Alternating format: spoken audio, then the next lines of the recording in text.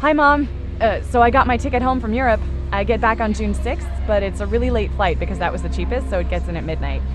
But don't worry, I'll get a shuttle from the airport so you don't have to pick me up. Like, really seriously, you don't have to. Okay, so love you. See you soon. Bye.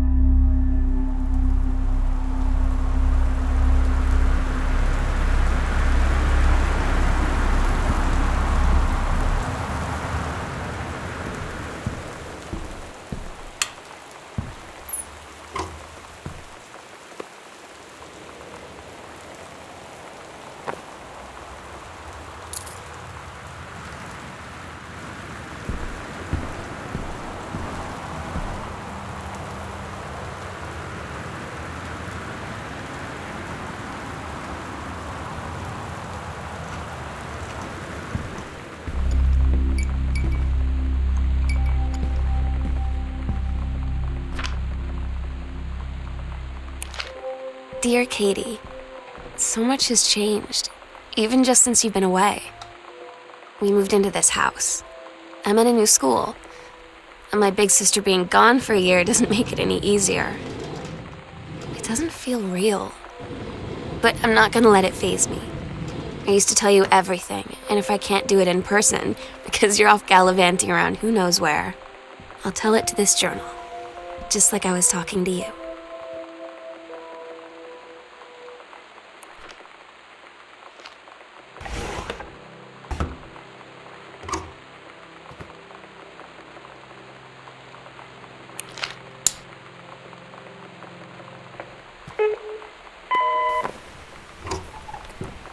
Sam?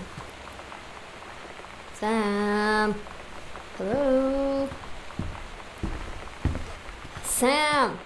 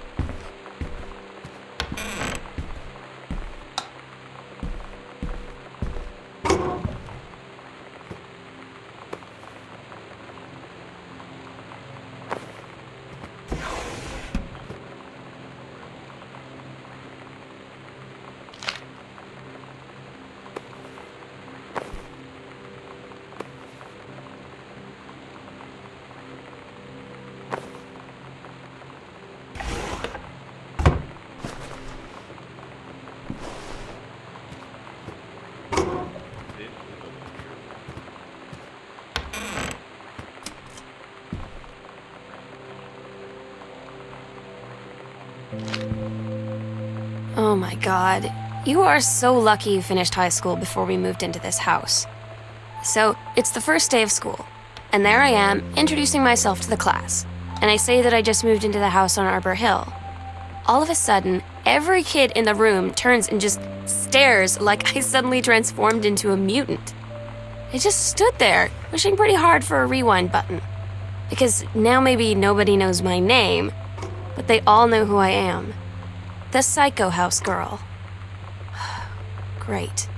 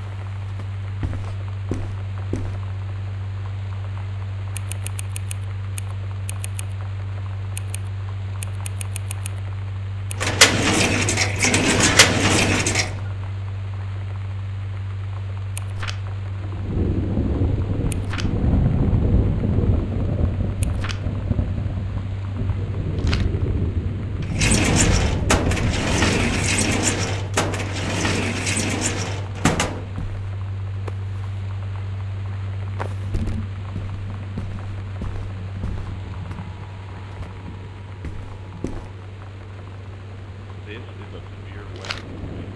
The Northwest Weather Service reports high winds and torrential rain conditions affecting the following counties: Austin County, Boone County, Dawn County, Tacoma County, and Visaria County. Residents are strongly urged to stay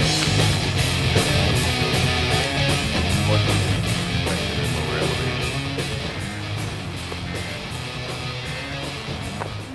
You know that feeling where the first moment you see someone, it's like they have a big gold star around them, and you have to get to know them? Well, there's this girl. I think she's a senior. She's usually dressed kind of punk. But sometimes I see her in this, army uniform. And she's always drawing in this notebook, looking so intense. I had no idea how I would ever, have an excuse to talk to her. Till I noticed she and her friends hang out and play Street Fighter at the 7-Eleven every day after school. What conditions are expected at lower elevation?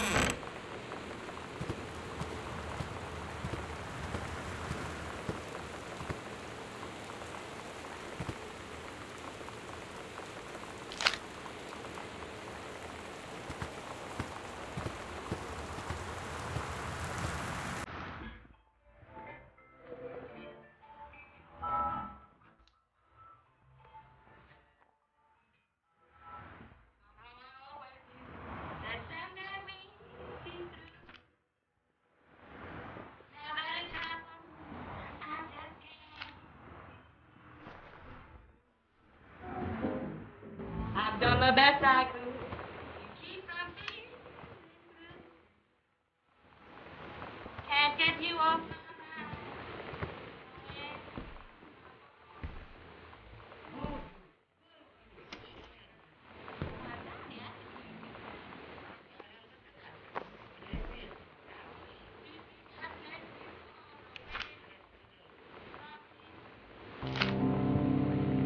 When you live in one place your whole life, your next door neighbor is kind of like your default friend.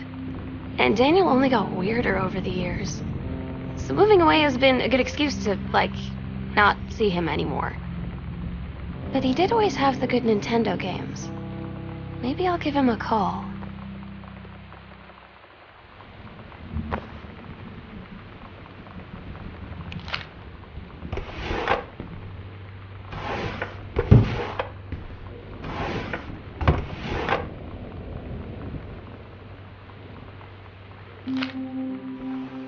So you know what they say about the best laid plans of mice and men? Yeah, turns out it applies to Street Fighter too.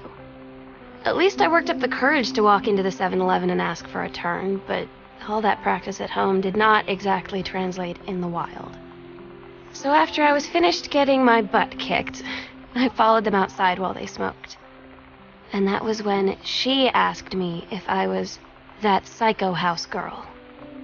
But then she said she's always really wanted to see the psycho house. Her name is Lonnie. She's coming over tomorrow.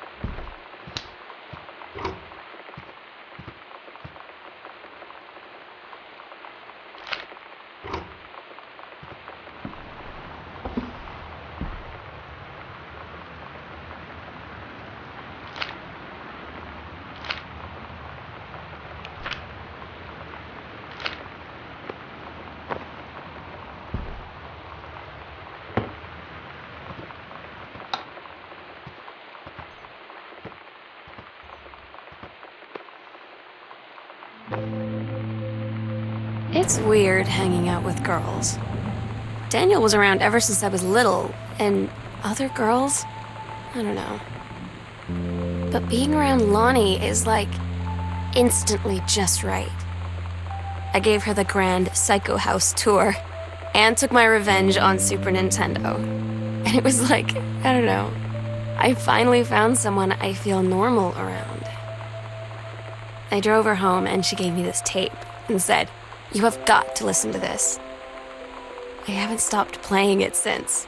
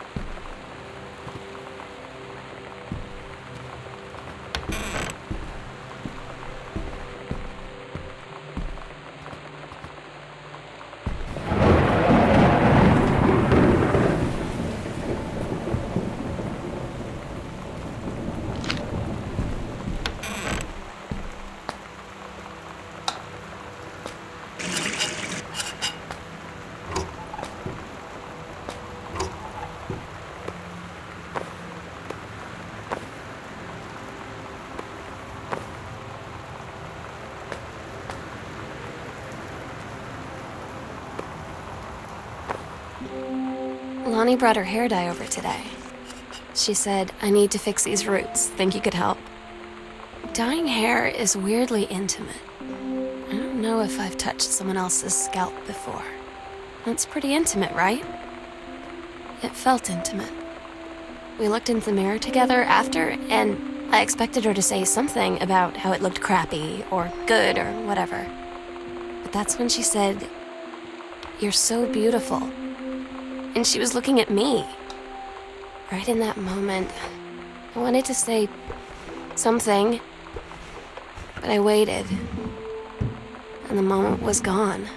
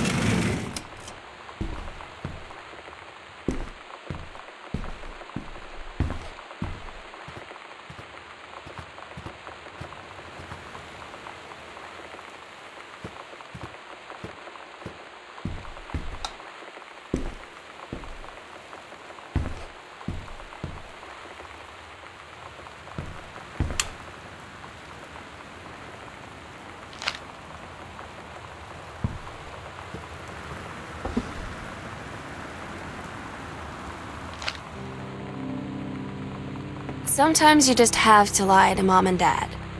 Like when Lonnie asked me to see a band with her and stay over at her friend's place in the city after. That's a lie to Mom and Dad's situation. But it was so worth it. The girls on stage were just so loud and real and awesome. And everybody was moving together like one huge tide of sound. Between two songs, Lonnie leaned over and said, "How do you like your first show?" I was so happy. I felt tears starting in my eyes. And then she up and hugged me. I think she could tell.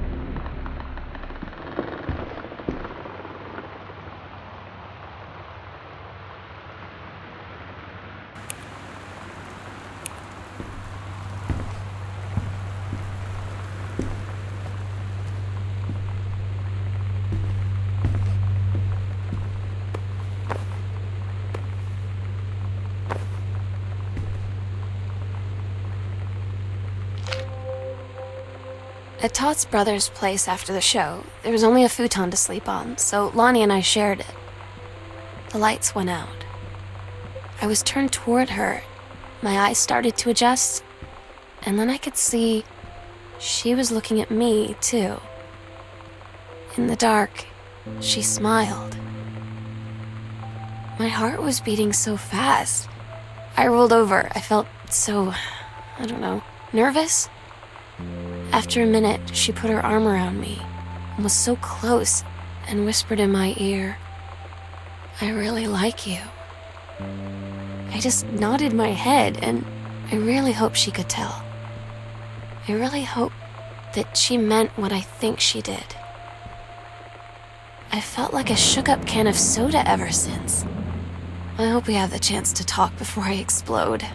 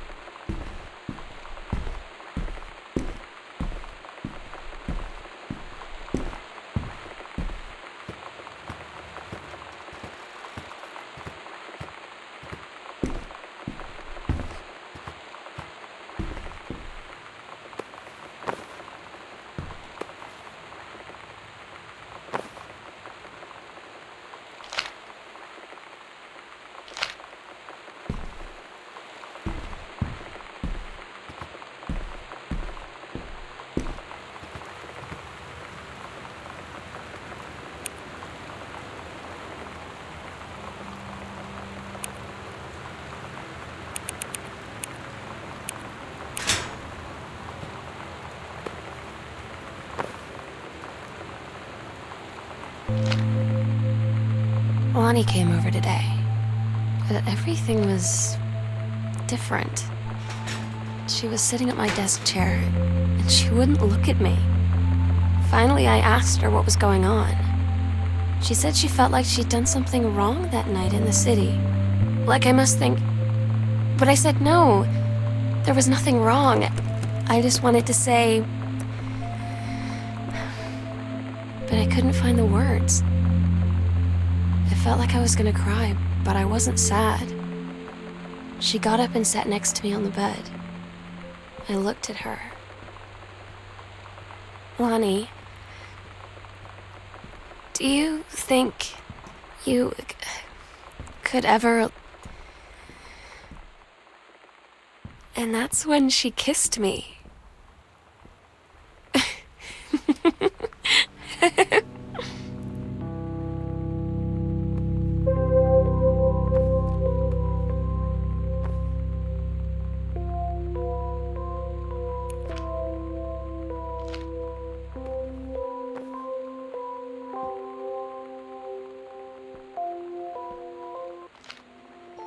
It's different now. I mean, we still hang out all the time like before. But now when no one else is around, well, you know. So you could say we're dating. But it's secret. Secret dating? I don't know. I mean, I guess that's the real difference. Now when we get off the phone or go home for the night, or it's just quiet and we're alone, we say I love you.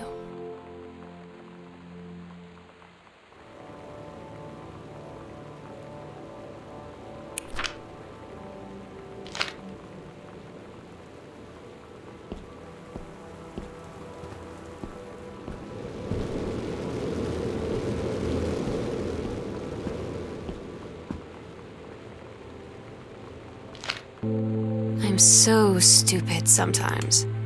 I was telling Lonnie that I got into my college summer program thing, and I was all making plans like, you should come visit me, stay in my dorm room. But she said, Sam, I ship out on June 6th. I was like, ship out? To where? She said, to basic training. What did you think I was doing all that ROTC stuff for?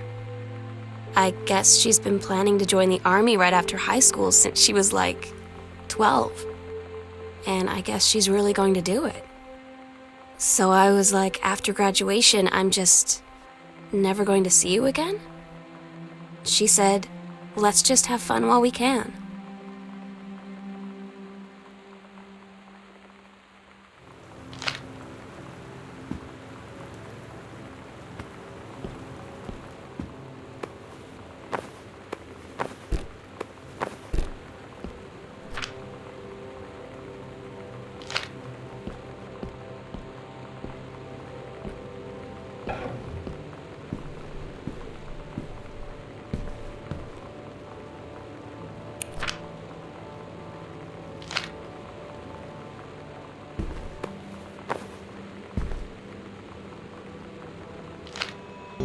Todd's band lost their singer. Todd said he sucked. Lonnie said he got sick of Todd's shit, and he was complaining about needing a new singer. So Lonnie was like, I can sing. And they were all kind of like, you can? And she was like, probably. But she's been rehearsing with them for like a week now, and I finally got to see them play in Todd's basement today. And she's actually really amazing. I feel so proud when she's on stage. It's incredible being in awe of someone you love. So everybody knows it's like a temporary situation till she ships out in June. But till then, I'm gonna be at every single show.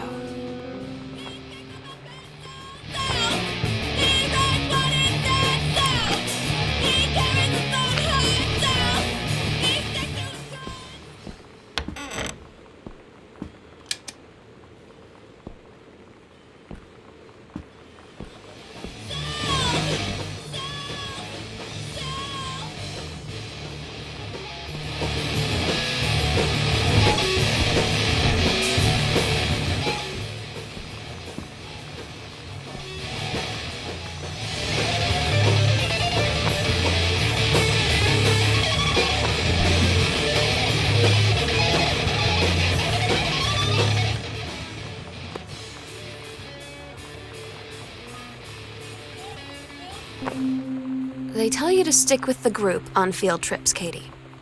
There's a reason for that. Lonnie and I snuck off on the side paths at Multnomah Falls and got a little lost. Okay, a lot lost. Like, for hours. Right before the bus left, we found a trail and came running down the path, soaked and covered in mud, shouting for the bus not to leave. The school called home. Mom and Dad said, you didn't get into trouble like this before you met that Lonnie girl. But I don't think they know about us. The kids at school, though, I'm really afraid that's a whole other story. Stick with the group, Katie. Stick with the group.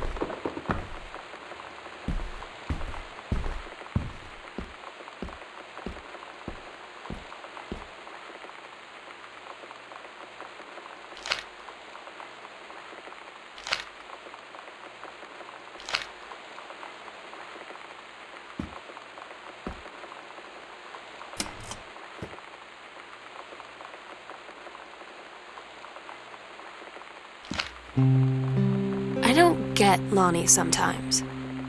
Like, her band, and our zine, and her hair, and everything are all anti-authority.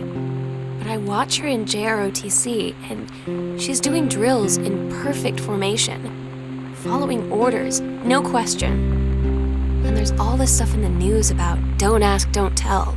Like, she's going to join the army and then have to lie about who she is. She said they don't need to know what they don't need to know. Like it was no big deal. This from the girl who trashed her locker to, like, defend my honor. I've learned when to stop arguing, though. I don't think Lonnie even gets Lonnie sometimes.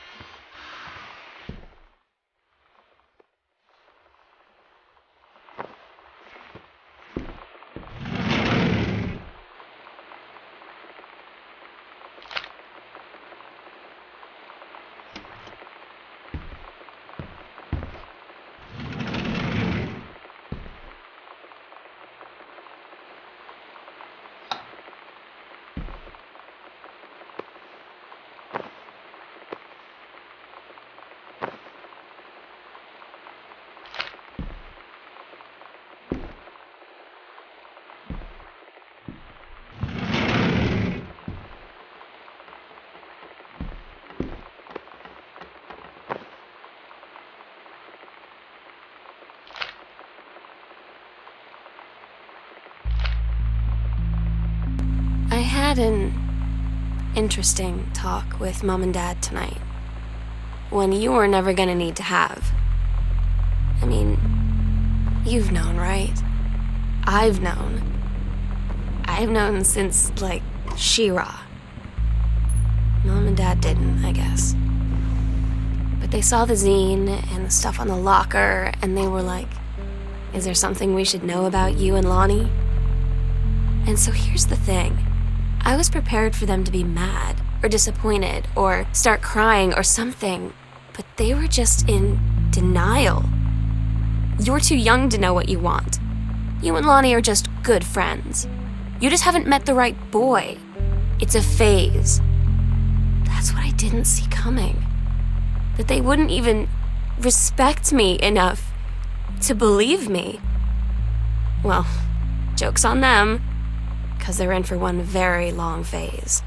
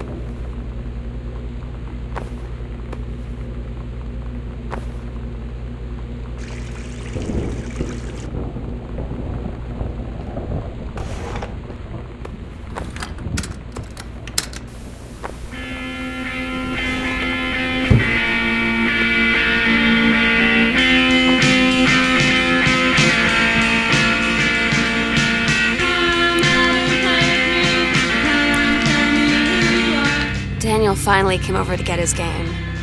I'd been dreading it. But he brought this story with him that I wrote when we were little. I started reading it, and then there I was, crying at the kitchen table. He asked what was wrong, and I was thinking about how we used to be friends, how much I'd taken for granted. But instead, I told him about school, and Dad, and Lonnie, and then how sorry I was that I wasn't his friend anymore. He gave me a hug and said it was going to be okay. For some reason, I almost believed him.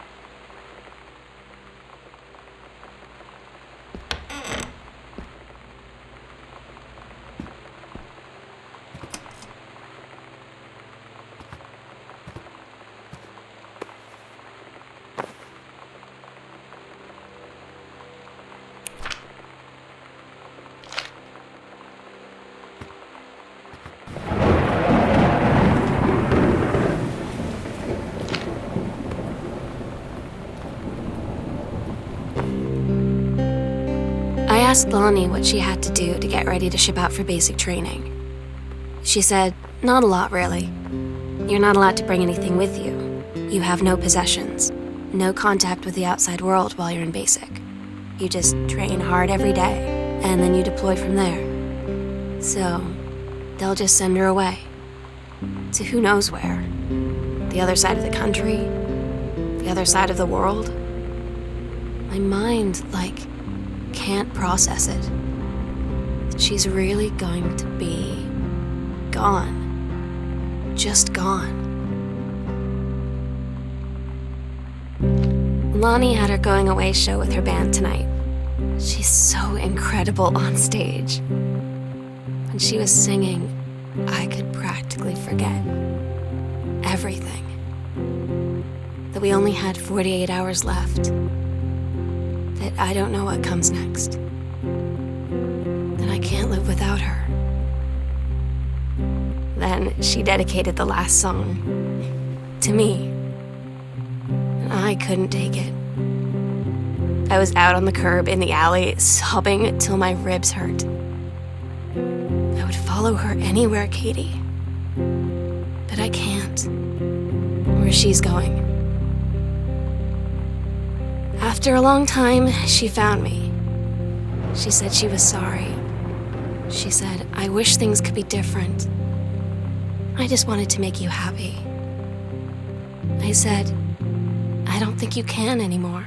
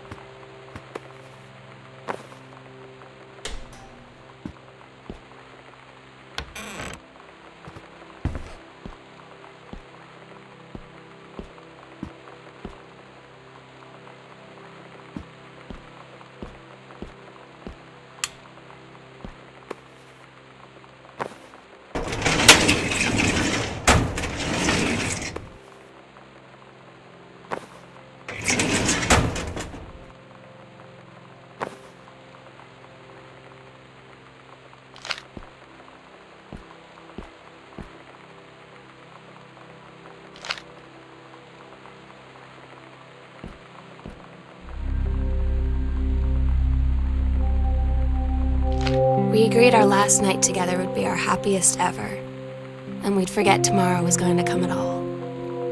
worked for a while.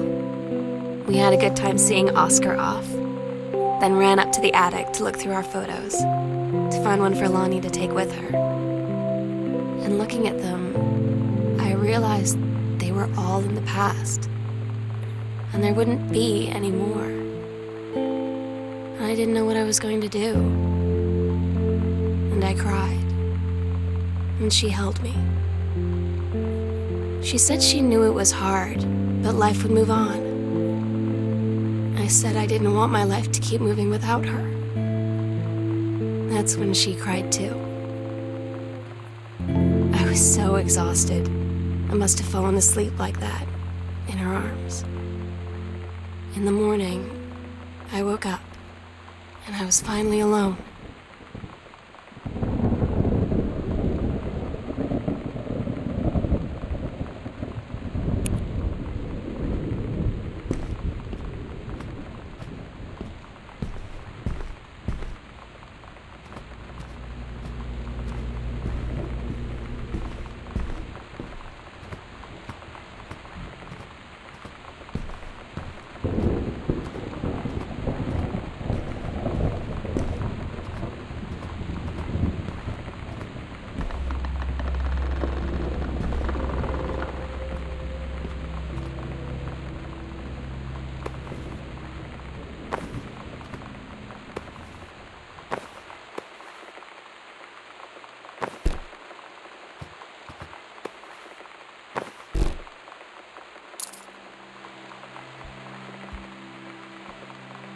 The sunset light in this house is the saddest thing I've ever seen. I just want to sleep. When I'm in the attic, it almost feels like Lonnie could still be here. She's just downstairs. I'm just waiting to hear her pull down the hatch and come running up. Maybe I'll go up to the attic and wait.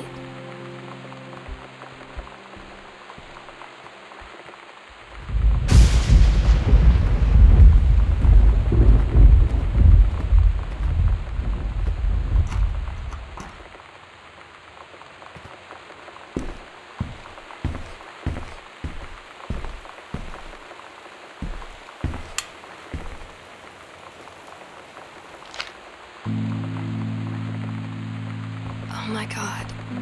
Katie, I fell asleep in the attic, in Lonnie and my old spot, and I missed the first 2 calls. I just barely caught the third one before the machine got it. And it was Lonnie, on a payphone. She'd been on the bus to Basic, and she said she couldn't think of anything but me and us, and that she couldn't go through with it, with the army and being apart and all of it.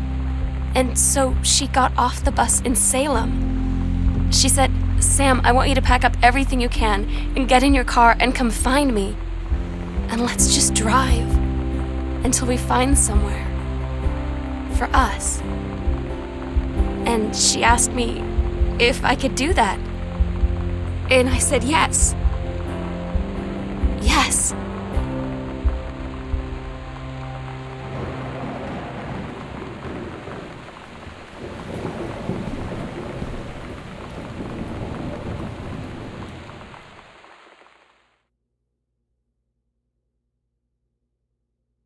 Katie, I'm so sorry that I can't be there to see you in person, that I can't tell you all this myself. But I hope as you read this journal and you think back, that you'll understand why I had to do what I did. And that you won't be sad, and you won't hate me, and you'll just know that I am where I need to be. I love you so much, Katie. I'll see you again someday. Love,